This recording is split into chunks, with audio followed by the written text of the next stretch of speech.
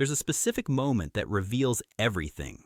Someone texts, want to grab coffee, and instead of excitement, you feel something else. Not dread exactly, more like a calculation. How much energy will this cost? How long until I can be alone again? And if you felt this, society has probably told you something's wrong. But what if the opposite is true? For years, the narrative was simple.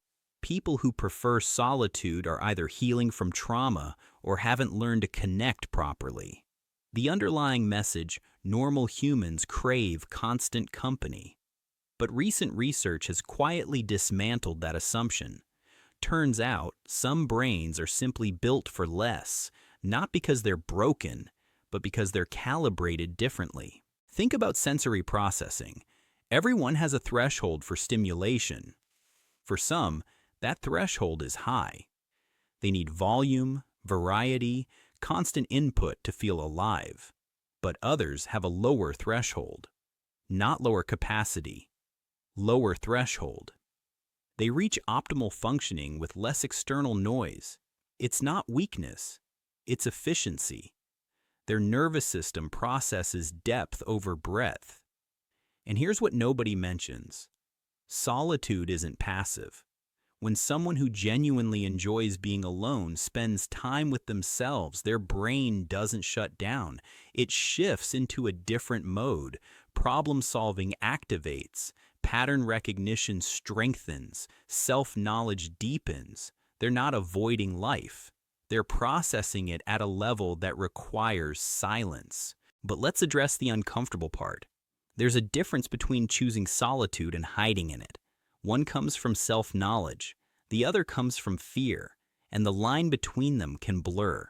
So ask yourself this: after being alone, do you feel restored or just safer?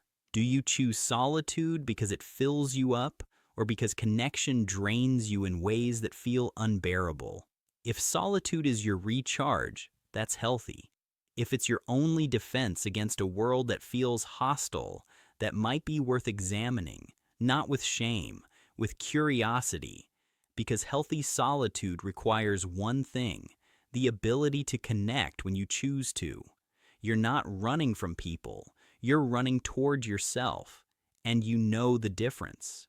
The people who thrive in solitude understand something fundamental. They don't need others to feel complete, but they're capable of connection when it matters. They've stopped apologizing for needing less social input than others expect. They've stopped performing availability when they need restoration. So next time someone questions your preference for alone time, remember this: your need for solitude isn't a deficit. It's not something to fix or overcome. It's how your system works best. And in a world that demands constant connectivity, the ability to be genuinely content in your own company isn't antisocial, it's self-aware. That's not isolation.